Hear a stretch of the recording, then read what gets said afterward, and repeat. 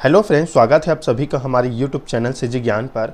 आज हम देखेंगे छत्तीसगढ़ प्री बीएड और डीएड एग्ज़ाम के लिए इम्पोर्टेंट जीके, जो कि जनरल नॉलेज होगा, सामान्य ज्ञान होगा और ये लगभग मिक्स जीके होगा। लगभग सभी प्रकार के जीके आपको इसमें देखने को मिलेंगे। तो चलिए स्टार्ट करते हैं आज का फर्स्ट क्वेश्चन। साइना नेहवाल का संबंध किस खेल से है? तो इसका राइट आंसर हो जाएगा बैडमिंटन से। साइना नेहवाल का संबंध किस खेल से है? तो बैडमिंटन से। याद रखिएगा दोस्तों। भारत ने ओलंपिक खेलों में पहली बार किस वर्ष भाग लिया था? तो सन 1900 में भाग लिया था। याद रखिएगा, इंपॉर्टेंट क्वेश्चन है। भारत ने ओलंपिक खेलों में पहली बार किस वर्ष भाग लिया था? तो सन 1900 में। चलिए देखते हैं अगला प्रश्न।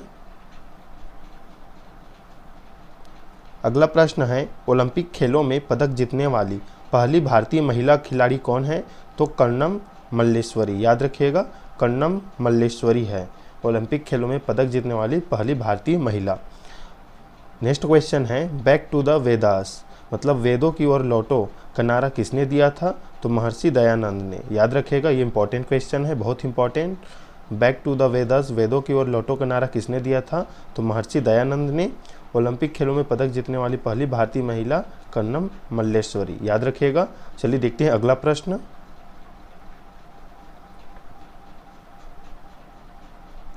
प्रसिद्ध झंडा गीत झंडा ऊंचा रहे हमारा की रचना किसने की थी? तो याद रखिएगा, श्यामलाल गुप्त पार्षद ने। इंपॉर्टेंट क्वेश्चन है। प्रसिद्ध झंडा गीत झंडा ऊंचा रहे हमारा की रचना की थी श्यामलाल गुप्त पार्षद ने। चलिए देखते हैं अगला प्रश्न। पशुओं में मिल्क फीवर बीमारी किसकी कमी के कारण होती है? तो कैल्शियम की। याद रखिएगा, इंपॉर्टेंट क्वेश्चन है। पशुओं में मिल्क फीवर बीमारी किसकी कमी के कारण होती है? तो कैल्शियम की।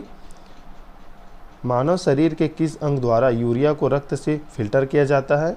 जिसका राइट आंसर हो जाएगा गुर्दे, जिसे बोला जाता है इंग्लिश में किडनी। याद रखिएगा, मानव शरीर के किस अंग द्वारा यूरिया को रक्त से फिल्टर किया जाता है? तो गुर्दे मतलब किडनी से। चलिए देखते हैं अगला प्रश्न। किस एकमात्र भारतीय को अर्थशास्त्र में नोबेल पुरस्कार मिला है? तो प्रोफेसर अमर्त्य सेन को। याद रखिएगा, इंपॉर्टेंट क्वेश्चन है। एकमात्र भारतीय जो कि अर्थशास्त्र में नोबेल पुरस्कार जीते हैं वो है professor Amartya Sen. Next question है, भारत रत्न उस्ताद बिस्मिल्लाह खां किस वाद्य यंत्र के वादन में विख्यात रहे हैं? तो इसका राइट आंसर हो जाएगा शहनाई।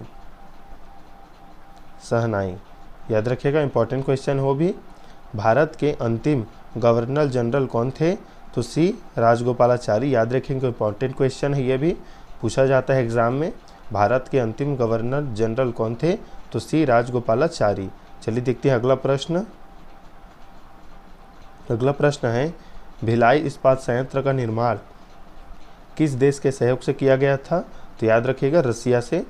रसिया के सहयोग से किया गया था, रूस के सहयोग से।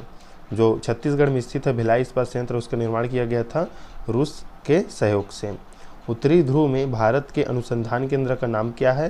तो हिमाद्री। याद रखिएगा, इंपॉर्टेंट क्वेश्चन है ये। उत्तरी ध्रुव में भारत के अनुसंधान केंद्र का नाम क्या है? तो हिमाद्री। चलिए देखते हैं अगला प्रश्न। विश्व में माउंट एवरेस्ट पर चढ़ने वाली प्रथम महिला कौन थी? तो जापान की थी जुनको तबाई। याद रखिएगा, विश्व में माउंट एवरेस्ट पर चढ़ने वाली प्रथम महिला कौन थी? तो जापान की जुनको तबाई। इंपॉर्टेंट क्वेश्चन है, जुनको तबाई। यहाँ से क्वेश्चन बनता है कि जुनको तबाई कहाँ से थी? तो जापान से। याद रखिएगा, जुनको तबाई को भी पूछा जाता है कि कौन से देश की थी? तो जापान से। याद रखिएगा। पीलिया किस अंग का रोग है?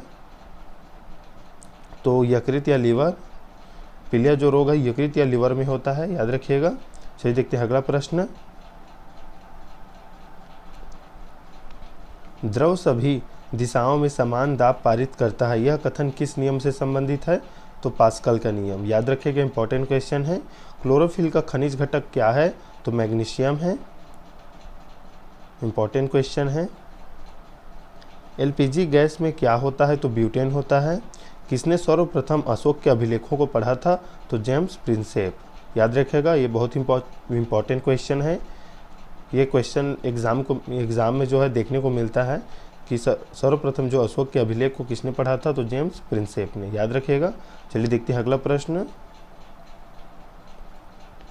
किस बौद्ध भिक्षु के प्रभाव में अशोक ने बौद्ध धर्म ग्रहण किया था? तो उपगुप्त। इंपॉर्टेंट क्वेश्चन ये भी है। और इसमें यह भी पूछा जाता है कि अशोक ने अपने अंतिम समय में कौन से धर्म को ग्रहण किया था, तो याद रखिएगा बौद्ध धर्म। कौन सा मुगल बादशाह अशिक्षित था, तो अकबर। अकबर जो था अनपढ़ था, याद रखिएगा अशिक्षित था। चलिए देखते हैं अगला प्रश्न। अमृतसर शहर की स्थापना किसने की थी, तो गुरु रामदास ने। इंपॉर्टेंट क्वेश्चन है। अमृतसर की स्थापना, जो अमृतसर शहर की स्थापना है वो किसने की थी, तो गुरु रामदास ने। गदर पार्टी के संस्थापक कौन था, तो लाला हरदयाल। ये भी इंपॉर्टेंट क्वेश्चन है, पूछा जाता है एग्जाम में। सिख इतिहास में लंगर प्रथा किसने शुरू की थी, तो गुरु अंगद देव ने। इंपॉर्टेंट क्वेश्चन है, ये भी बहुत इंपॉर्टेंट क्वेश्चन, ये पूछा ही जाता है। सिख इतिहास में लंगर प्रथा किसने शुरू की थी, तो गुरु अंगद देव ने। चलिए देखते हैं अगला प्रश्न।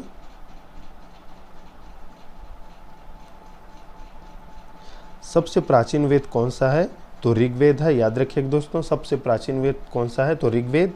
सत्यमेव जयते वाक्य कहाँ से लिया गया है, तो मुंडक उपनिषद से, जिसे बोला जाता है मुंडक उपनिषद से लिया गया है सत्यमेव जयते वाक्य। चाणक्य ने रचना की है, तो अर्थशास्त्र की। यहाँ से क्वेश्चन बनता है अर्थशास्त्र की रचना किसने की है, तो चाणक्य ने। या एक और नाम है चाणक्य का जिसे बोला जाता है कौटिल्य। याद रखिएगा कौटिल्य ने किस बुक की या पुस्तक की रचना की है, तो अर्थशास्त्र की। या आपको क्वेश्चन में दे दिया जाएगा अर्थशास्त्र की रचना किसने की थी, तो ऑप्शन में अगर कौटिल्य है तो कौटिल्य भी रहेगा, क्योंकि चाणक्य के अगला या दूसरा नाम है कौटिल्य, तो याद रखिएगा।